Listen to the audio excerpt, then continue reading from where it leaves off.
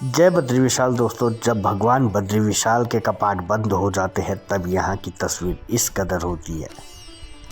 हालांकि यहाँ रहने की किसी को अनुमति नहीं होती है, लेकिन यहाँ का नज़ारा अपने आप में बहुत अद्भुत होता है। कहते हैं भगवान बद्री विशाल के जो पूजा होती है वो कपाट बंद के दौरान देवताओं के पास होती है, और भगवान विष्णु के समीप भगवान बद्री विशाल के पास माँ लक्ष्मी स्वयं विराजमान होती हैं।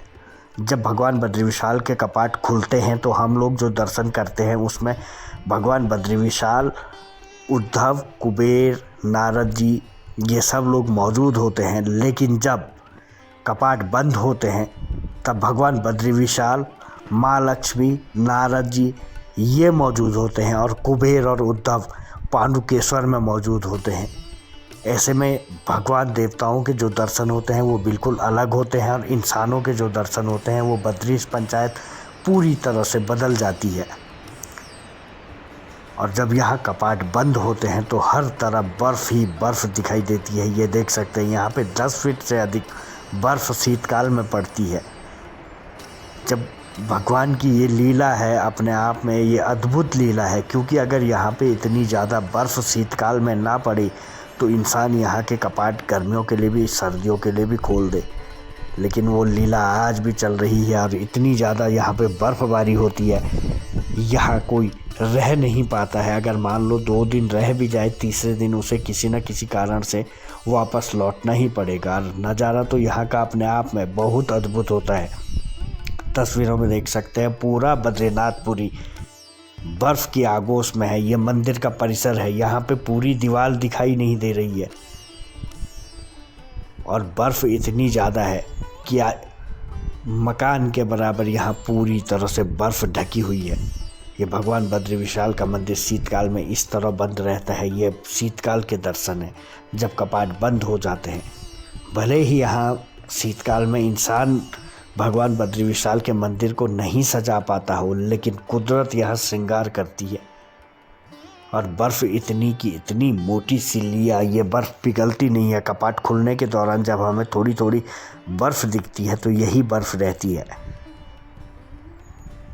कहीं 5 फीट, कहीं 8 फीट, कहीं 10 फीट। और यहाँ देख सकते हैं एक मकान पूरा नीचे दबा है। यहाँ इतनी ज़्यादा बर्फ़ है, पानी तो मुश्किल है, बशर्ते यहाँ पर सिर्फ वही लोग रह सकते हैं जो यहाँ सुरक्षा में तैनात होते हैं, या फिर आप विशेष अनुमति मतलब परमिशन लेनी पड़ती है, इनर लाइन परमिशन। अगर आपका कोई वहाँ पे निर्माण कार्य है या फिर कुछ दुकानें हैं तब जाने दिया जाता है।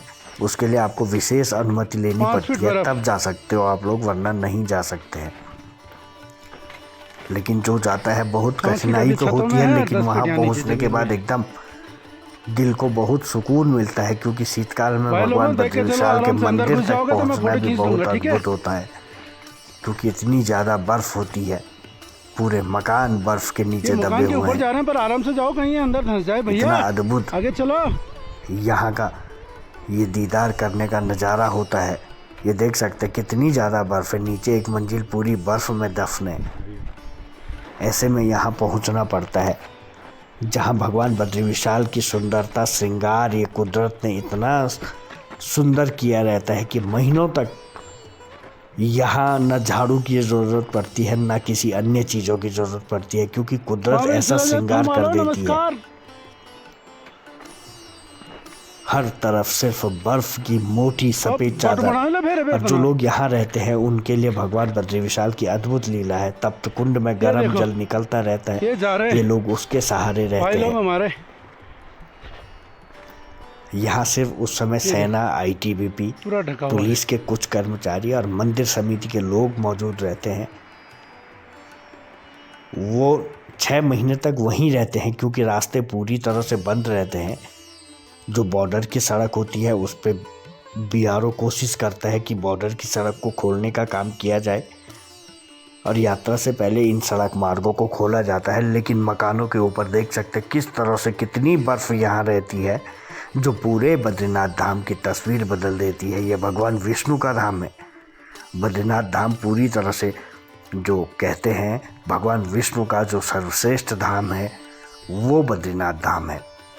और अब यहाँ की पूरी तस्वीर बदल जाएगी, ये तस्वीर जो मैं दिखा रहा हूँ ये शीतकाल की है, और अब नई तस्वीर जो अगले साल दिखाऊंगा वो पूरी तरह से बदली हुई होगी। कई चीज़ें नई बन जाएगी, कई चीज़ें अन्य हो जाएंगी। जय बद्री विशाल, जय बाबा केदार।